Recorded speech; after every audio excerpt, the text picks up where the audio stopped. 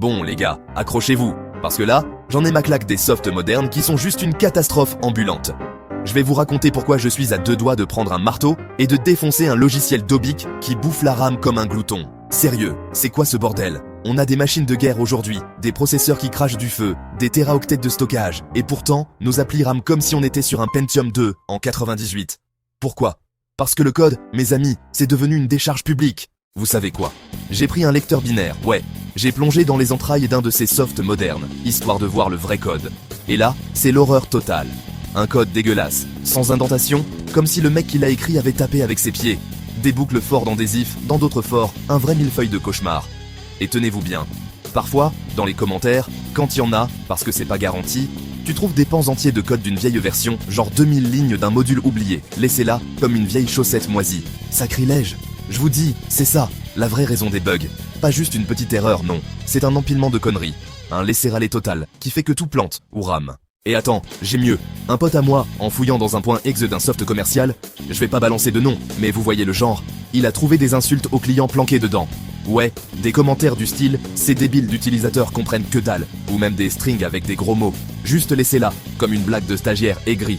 Payer 50 balles pour un soft qui t'insulte en binaire, franchement, c'est le pompon. C'est pas juste technique. Là, c'est une question d'éthique. Les devs, ils sont sous pression, avec des deadlines pourries, alors ils bâclent, ils se vengent dans le code, et nous, les utilisateurs, on trinque. Moi j'en peux plus. J'ai envie de démonter un de ces softs qui rament dans la RAM. Haha, jeu de mots à la gomme. Désolé, mais ça fait du bien. Je veux le désosser, virer tout le gras, les bibliothèques inutiles, les features à la noix que personne n'utilise. Genre, sérieux, pourquoi un éditeur de texte a besoin d'un moteur 3D et d'une connexion cloud? Je pourrais refaire un truc propre, 10 fois plus léger, en jarclant. Ouais, j'invente des mots, tout ce bloatware. Prenez Electron, par exemple, super pratique, mais t'as un navigateur entier inclus dans chaque appli. Slack, Discord, tout ça pèse des centaines de mots pour afficher 3 messages. Moi, je le referais en natif, en C++ ou Rust, un truc qui vole, qui respecte ta machine. C'est pas juste un problème de code, c'est culturel. Les startups veulent tout livrer en 2 semaines. Les devs sortent de bootcamp où on leur apprend à empiler des API sans réfléchir. Et les managers, ils s'en foutent de la dette technique tant que les investisseurs sont contents. Résultat, des softs obèses, des fuites de mémoire, des interfaces qui laguent. Et nous, on doit acheter plus de RAM pour compenser leur incompétence. Mais il y a de l'espoir. Il y a des mecs qui bossent sur des trucs minimalistes, genre Vim, ou des OS légers comme Alpine Linux. Ça prouve qu'on peut faire mieux avec moins.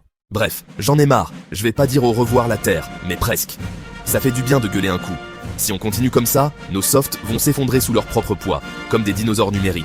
Mais moi, je suis prêt à prendre ma clé à molette et à reconstruire un truc qui marche, sans insultes cachées et sans RAM gaspillée. Qui me suit ?